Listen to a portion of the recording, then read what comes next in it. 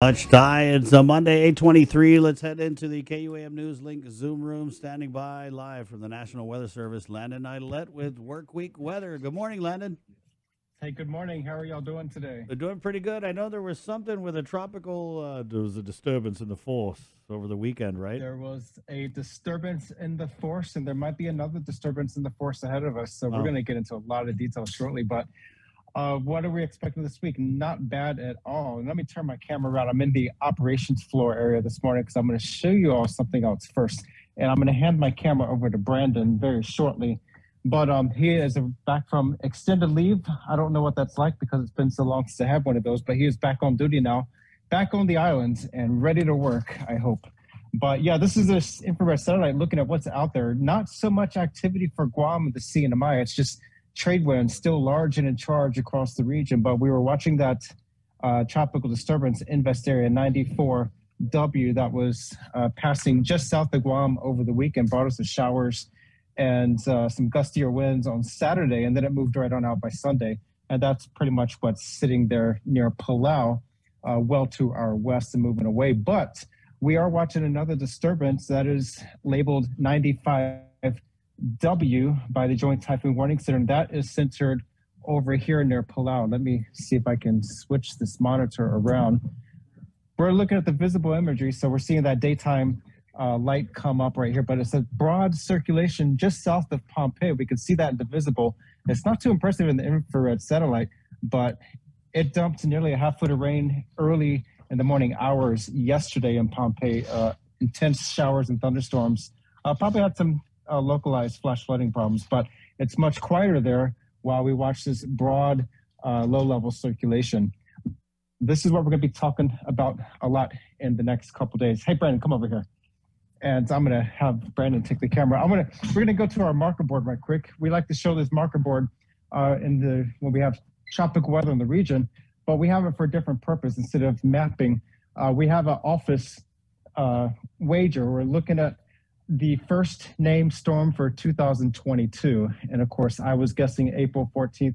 Now, keep in mind, I put this guess several months ago, whereas Brandon down here, he guesses the first named storm will be April 7th, and he put that guess in about 30 minutes ago. So I don't know if we would consider that accurate. We're also looking at the highest KBDI. That's a factor on our fire weather danger on a 0 to 800 point scale. And so typically this number peaks out in the mid to upper 700s around May and June, but we took a tumble the last several days with those showers that came through the island over the weekend. So that's helping our fire danger outlook, at least in the near term. And we'll probably get a lot more showers later this weekend with the disturbance of some sort. Otherwise, we got some other wagers going on. The date for the highest KBDI, I'm guessing July 21st, that's Liberation Day. I think it's going to be, or actually the first 0 KBDI day, and that's usually with a major rainfall. That could happen next week if things pan out with this tropical disturbance. And of course, $6 gas. Luckily, we have not hit that yet. And hopefully trends will keep going down in the coming days because that's expensive. So we're going to go down to my office right now and I will have Brendan follow me. So go ahead and cue up the slides and we'll get right into the work week weather. Breezy, spotty light showers this week, but we could see a wetter weekend at the end of this week. The risk of rip currents remains high. That's along east-facing reefs, and the Guam fire danger did take a tumble, but we are still listed as high. And let me log into my computer, which has shut off. So there we go. The next slide showing those rip current risk, that's for the east-facing reefs from Tiragi Beach all the way down the eastern side of Guam, Paget Point, Marble Cave. The usual hotspots this time of the year, all the way down to Jeff's Pirates Cove and Arahan. And the next slide showing the drought conditions. Not too much of a concern. Things are holding steady, but rainfall is pretty much abundant across most of the region. But Kapinga Marengi is starting to be one of those hotspots in the region. Current conditions across Guam, the CNMI, a little bit breezy, but otherwise not bad. Right on par with climatology. Yesterday's rainfall was 007. With the record being 1.5 inches set back in 1996. Since April 1st, we have had just about 1 inch of rain, which is about half of what we had for the entire month of March. So it is so far trending wetter as we move through April. The next slide, this is showing our social media posts. Tropical disturbance moves southwest of Pompeii. That is again 95W.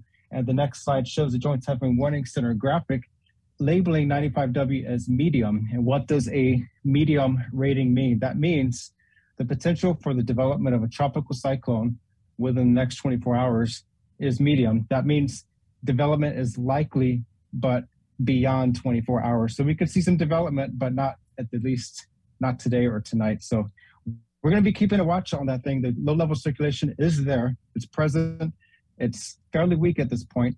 But once we start seeing some consolidation, increasing convection, showers, and thunderstorms near that low-level center of circulation, that's when we know things are going to be spinning off from that. And so some of the forecast models does show that west-northwestward track toward the outer islands of Chuuk State, Yap State, and then toward the main island of Yap by the end of the week, possibly as a tropical depression, possibly as a tropical storm. So it's still very early, but we're going to be watching it closely, and we're going to be communicating that on our social media and also with you all here on KUAM as things progress. Are we looking at any kind of a tropical weather threat to Guam and the CNMI? That is not the case. This thing will stay well to our south. We expect a predominant trade wind pattern for the next 4 to 5 days, but we could see some moisture billowing northward toward Guam as this thing passes south of us and possibly further develops this weekend. So we could see some showers Saturday, Sunday, and early Monday. It's still very early. We'll be watching that very closely. So stay close and watch with our weather forecast in the days to come. The next chart showing the winds over the ocean, that is that surface chart. We have the remnants of 94W, that tropical disturbance we were watching over the weekend. That is sitting near Palau, generating showers and thunderstorms, and a surface trough goes all the way down across Micronesia region to that 95W near Pompeii. And that's going to be continuing right along that trough axis, moving toward the west-northwest, eventually somewhere in the vicinity of Yap. Some of the models have this 95W developing near Yap and then turning northward into the Philippine Sea. Once it does that, we could get some outer fringes of showers and thunderstorms and gusty winds. And that's what we're going to be watching for probably as we go into Wednesday, Thursday, and also Friday for the forecast. The next slide, seas and surf remain elevated across the region. Hence, we have the high risk of rip currents along east-facing reefs, predominantly a east trade wind swell. That's what's barreling into the islands right now today with combined seas of 7 to 9 feet.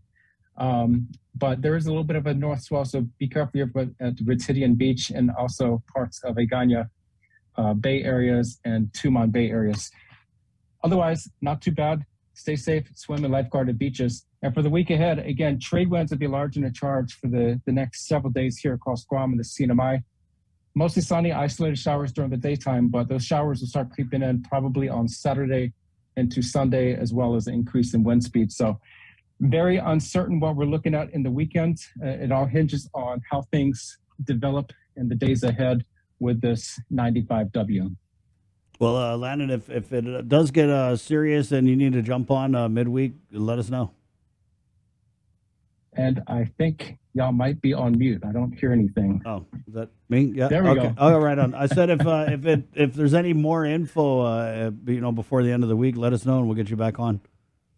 Oh, absolutely. Hopefully by Wednesday we'll have a good feel for this thing. Right now we're kind of in that lull where it's trying to get its act together. Once we start seeing that consolidation, that's when we have a better feel for timing and track and sometimes intensity in the days ahead. Well, I don't want to choose sides, but whoever in your office will bet on a first name storm later in the year, I'll go ahead and take their side. I think somebody had July. Yeah, I'm down for Team July all the way. Thank you, Landon. Thank you. All right, there you go. Landon Aydlett of the National Weather Service, brought to you by Docomo Pacific. Good morning. Welcome to the link. We did have some comments in here. Boy, did we, on our Facebook Live feed. Samantha Baker comments in, if this is Monday's show, I wonder what else is going to happen. I got to get popcorn for breakfast. This is relative to the comments we had played from the minority leader, Senator Chris Duenas, and Speaker Therese Terlahi. Siska comments in here, nothing is a game, Senator, when this government lacks resources to assist the public, address one issue at a time, mandate a declaration of state of emergency are two different issues. Take away the state of emergency declaration, and these frontliners will lose their lifeline assistance. What else do we have here? Samantha, good morning. Thank you. Siska comments, does Guam have any